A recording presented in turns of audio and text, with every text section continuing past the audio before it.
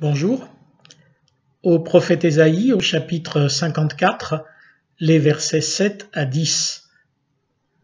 Un court instant, je t'avais abandonné, mais avec une grande compassion, je te recueillerai. Dans un débordement d'indignation, je t'avais un instant dérobé ma face, mais avec un amour éternel, j'aurai compassion de toi, dit ton Rédempteur, l'Éternel. Il en sera pour moi comme au jour de Noé. J'avais juré que les eaux de Noé ne se répandraient plus sur la terre. Je jure, de même, de ne plus m'indigner contre toi et de ne plus te menacer. Quand les montagnes s'ébranleraient, quand les collines chancelleraient, ma bienveillance pour toi ne sera pas ébranlée, et mon alliance de paix ne chancellera pas, dit l'Éternel, qui a compassion de toi. Dans l'Évangile selon Jean, au chapitre 12, les versets 20 à 24. Il y avait quelques Grecs parmi les gens qui étaient montés pour adorer pendant la fête. Ils s'approchèrent de Philippe, de Bethsaïda en Galilée, et lui demandèrent « Seigneur, nous voudrions voir Jésus ». Philippe alla le dire à André, puis André et Philippe allèrent le dire à Jésus. Jésus leur répondit « L'heure est venue où le Fils de l'homme doit être glorifié. En vérité, je vous le dis, si le grain de blé ne tombe en terre et ne meurt, il reste seul. Mais s'il meurt, il porte beaucoup de fruits. » Et enfin, dans le prophète Ésaïe, à nouveau, au chapitre 66, les versets 10 à 14. « Réjouissez-vous avec Jérusalem. Faites d'elle le sujet de votre allégresse, vous tous qui l'aimez. Tressaillez de joie avec elle, vous tous qui menez deuil sur elle, afin que vous soyez allaités et rassasiés par son sein qui console, afin que vous savouriez avec délice la surabondance de sa gloire. Car ainsi parle l'Éternel, voici que je dirigerai vers elle la paix comme un fleuve, et la gloire des nations comme un torrent débordé, et vous serez allaités. Vous serez portés sur les bras et caressés sur les genoux. Comme un homme que sa mère console, ainsi moi je vous consolerai. Vous serez consolés à Jérusalem, vous le verrez, et votre cœur sera dans la joie, et vos os reprendront de la vigueur comme l'herbe. La main de l'Éternel se fera connaître à ses serviteurs, et sa fureur à ses ennemis. Chers amis, nous aurions dû nous retrouver ce matin en assemblée générale, après celle qui aurait dû se tenir dimanche dernier à Raon et y prononcer la dissolution de l'association cultuelle de cette paroisse-là. Oui, nous aurions dû, association cultuelle désormais unique pour les deux paroisses, élire ce matin le nouveau conseil presbytéral. Tout ceci est bien sûr remis, mais à quand? Espérons seulement que le confinement sera terminé, ainsi que le pic de l'épidémie dans 2 mois. Ne l'espérez pas avant. Mais si jamais cela arrive plus tôt, nous serons déçus en bien, comme disent les Suisses. Pourquoi est-ce que je commence cette prédication avec ces événements somme toute mineurs de notre vie d'Église? Mais c'est que le texte d'Ésaïe qui vient d'être lu nous dit « Réjouissez-vous avec Jérusalem ».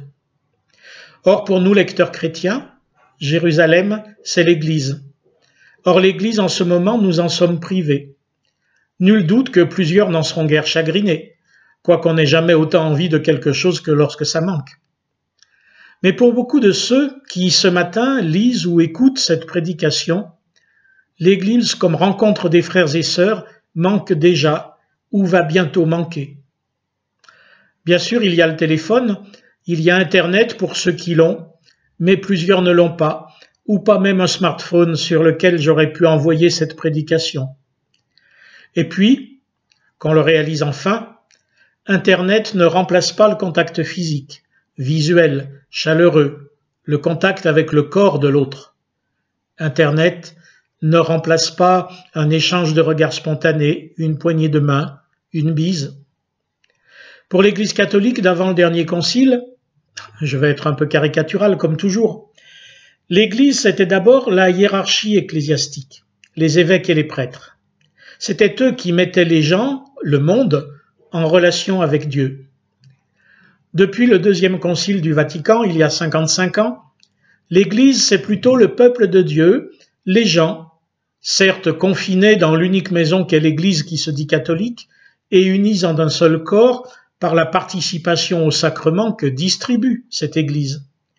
Mais nous ne sommes pas catholiques. Pour nous, pour nos réformateurs, l'Église, c'est la famille qui advient lorsque nous recevons les uns et les autres la parole de Dieu, à travers la prédication de l'Évangile et les sacrements institués par le Christ. En fait, ce n'est ni le pasteur, ni notre communauté qui nous met en relation avec Dieu, en relation filiale avec lui, mais c'est le Saint-Esprit. C'est lui qui fait advenir l'Église, qui nous fait frères et sœurs les uns des autres, qui nous met chacun au bénéfice de la croix de Jésus-Christ. C'est bien pourquoi le prophète peut nous dire de nous réjouir avec l'Église, car celle-ci ne vient pas de nous, non plus que notre salut. Elle est don de Dieu à ceux qui croient dans le nom du Fils unique. Dans cette prophétie qui nous appelle à la joie, je voudrais souligner deux choses. La première que je viens d'introduire, c'est que c'est Dieu lui-même, l'Éternel, le Seigneur, qui fait les choses. Ça n'est pas Jérusalem, ce n'est pas l'Église, même si c'est elle qui nous allaite et nous rassasie par son sein qui console. L'Église est certes la mère des croyants, comme le confessait Calvin, même si les protestants d'aujourd'hui sont allergiques à cette expression. Mais elle y est servante et non productrice. Elle est nourricière et non génitrice. Car oui, c'est Dieu qui commande à l'Église, qui offre à l'Église. C'est lui qui pourvoit pour nous. Dieu Providence, c'est ce que ça veut dire. Le prophète le confesse, malgré l'exil, le confinement à Babylone, malgré tout ce qui peut nous apparaître tel et qui peut véritablement l'être, malgré notre éloignement, il est, lui, le Seigneur de l'Église et le maître de nos vies. Et voici, dit le prophète, la main de l'Éternel se fera connaître à ses serviteurs et sa fureur à ses ennemis. Alors il nous faut l'attendre. Oh, pas l'attendre comme on attend, parfois avec agacement, quelque chose qui ne vient pas alors qu'on y a droit. Avec Dieu, ça ne marche pas comme ça. Non, il faut l'espérer, s'y attendre, comme lorsqu'à notre anniversaire ou autre, on s'attend à recevoir un cadeau, quelque chose qu'on n'a pas mérité, mais dont on sait que ça va venir, et on s'en réjouit d'avance. Ne faisons pas comme Dudley, le cousin de Harry Potter, pour ceux qui connaissent. Ne confondons pas cadeau et dû. Dieu ne nous doit rien, non plus que nos parents. C'est nous qui leur devons, à l'un comme aux autres. Dieu ne nous doit rien, mais il nous annonce son action favorable à notre égard. Il nous annonce son secours, sa venue, sa présence à nos côtés pour la vie et non pour la mort. Et c'est la seconde chose que je voudrais souligner aujourd'hui avec Ésaïe. Certaines personnes tremblent à l'idée que Dieu vient, à l'idée du jugement qu'on appelle dernier parce qu'il sera sans appel. Mais que ce ne soit pas là notre angoisse ni notre hérésie. Nous avons l'assurance de notre salut. Car ainsi parle l'Éternel, voici que je dirigerai vers elle la paix comme un fleuve. La paix est donc promise à l'Église, c'est-à-dire à vous, mes frères et sœurs en Christ, comme à moi, à nous ensemble. Puissent les églises persécutées dans le monde, en Asie, au Moyen-Orient ou ailleurs, bien entendre cette promesse et s'en nourrir abondamment. Mais elle est aussi pour nous autres, en ces jours difficiles et plus encore dans les jours et les mois à venir, où la maladie et l'effondrement de l'économie vont faire beaucoup plus de dégâts que maintenant, surtout pour les plus fragiles. La paix nous est promise par Dieu, sa paix à lui, pas forcément notre tranquillité à nous, ne confondons pas, mais attendons-nous à sa paix. Comme l'a dit Jésus à ses disciples, « Je vous laisse la paix, je vous donne ma paix, moi je ne vous donne pas comme le monde donne, que votre cœur ne se trouble pas et ne s'alarme pas. » C'est celui qui a donné sa vie pour nous et qui pour nous a vaincu la mort qui a dit cette phrase qui nous offre cette parole. Aujourd'hui, si vous entendez sa voix, n'endurcissez pas vos cœurs. C'est à cause de cette mort et de cette parole qu'Ésaïe nous invite à la joie à cause de la paix que donne l'Esprit, qu'il donne à l'Église.